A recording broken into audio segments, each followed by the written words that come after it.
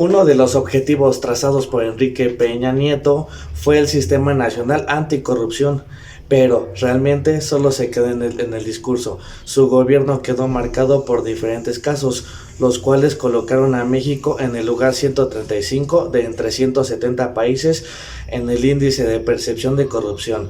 Una de las historias más representativas fue la investigación periodística que reveló que la primera dama Angélica Rivera compró una residencia, la famosa Casa Blanca, de entre 7 millones de dólares u 86 millones de pesos al empresario Juan Armando Hinojosa. Esta se ubicaba en Lomas de Chapultepec. Esta es una de las zonas residenciales más lujosas y exclusivas de la Ciudad de México. El vendedor, junto con Grupo IGA, acumularon miles de millones de pesos en contratos, desde que Enrique Peña Nieto era gobernador hasta cuando asumió la presidencia. También nos podemos encontrar con el Club de la Corrupción, donde 23 exgobernadores son señalados de esto mismo. En campaña se les denomina como el nuevo rostro del PRI, pero ya realmente en el poder fueron el centro de acusaciones de delitos como desvío de recursos, delincuencia organizada, enriquecimiento ilícito y nexos con el narcotráfico.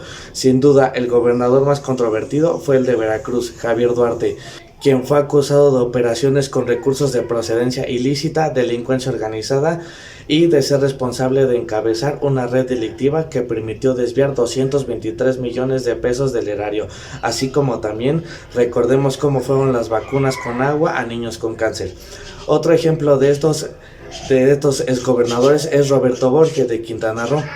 Este realizó la venta ilegal de bienes públicos en la Reserva Territorial del Estado, vendidos a precios muy bajos, así como también se encuentra una denuncia por el desvío de más de 200 millones de pesos a través de empresas fantasma. La estafa maestra. Este ha sido otro de los casos más emblemáticos. La investigación periodística demostró un gigantesco fraude por más de 7,000 millones de pesos en contratos ilegales, en el que participaron 11 dependencias federales, 8 universidades y más de 50 funcionarios. ¿Cómo era esto? Por ejemplo, las dependencias le pagan a las universidades públicas para hacer supuestos servicios y las universidades, a cambio de una comisión, entregaban ese dinero a empresas fantasmas, desapareciendo así el dinero.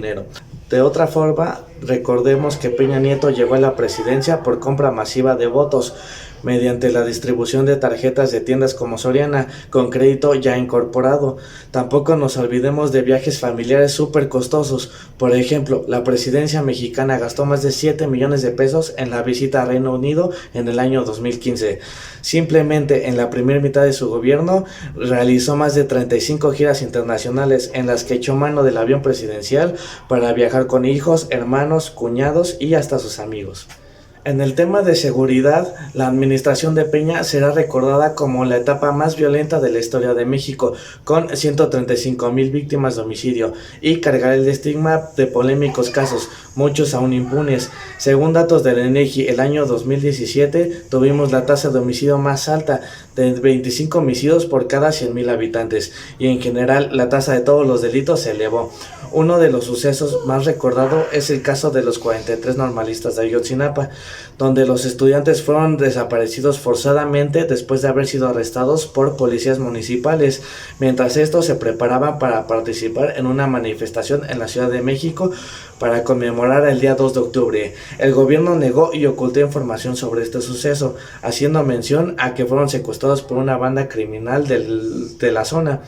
Sin embargo, tras una investigación de un año, se concluyó que era científicamente imposible la situación que el gobierno mencionaba, que era que los cuerpos habían sido calcinados. Tampoco olvidemos la matanza de 22 civiles de Tlatlaya en el 2015, donde la evidencia señala que los militares dispararon a sangre fría contra los menores de edad y los civiles que se encontraban. Actualmente se ha descubierto un espionaje totalmente invasivo contra el ahora presidente López Obrador, teniendo todas sus comunicaciones intervenidas, sabiendo así quién entraba, quién salía, con quién se reunía, e incluso hay copia de sus mensajes vía WhatsApp y correos electrónicos. Esto es totalmente invasivo de derechos humanos, y todo esto fue mediante el sistema de software llamado Pegasus, el cual fue contratado por Peña Nieto por 32 $32 millones.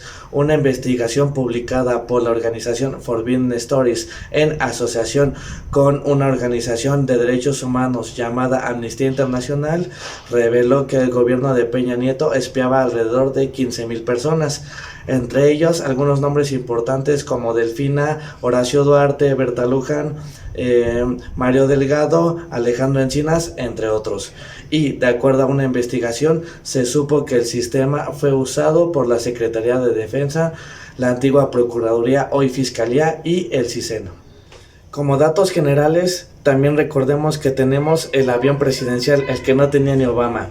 En el caso Odebrecht, en el que también se recibieron sobornos para entregar concesiones de Pemex y en el que hoy en día Lozoya se encuentra detenido. También se recibió dinero para que diputados votaran por la reforma energética y también todas las instituciones que se quedaron abandonadas y con problemas de corrupción como fue Pemex, CFE, el INE, la Suprema Corte de Justicia, entre muchos otros. Por último dato, también recordemos el aeropuerto de Texcoco, el cual es un monumento a la corrupción de Enrique Peña Nieto. En tan solo 5 años se bajó el 50% y se estimaba que se concluyera en otros 5 años. El costo inicial era de 169,000 millones de pesos, a lo que después la aumentó a 200,000 millones de pesos, a lo que equivale a 250 años de presupuesto de Texcoco. También había sobrecostos, por ejemplo, la barda estaba al doble del precio del que habían dicho. El mantenimiento costaría alrededor de 11,300 millones de pesos por año, y esto sin incluir el mantenimiento de vialidades. Además de que ya se estaba hundiendo y había grietas de hasta 2 metros de profundidad. Este sin duda era el negocio perfecto para políticos del PRIAN. Por todos estos datos y más, que no nos dan tiempo de informar en este poco periodo de tiempo, les invitamos a que vayan a realizar la consulta popular el día 1 de agosto.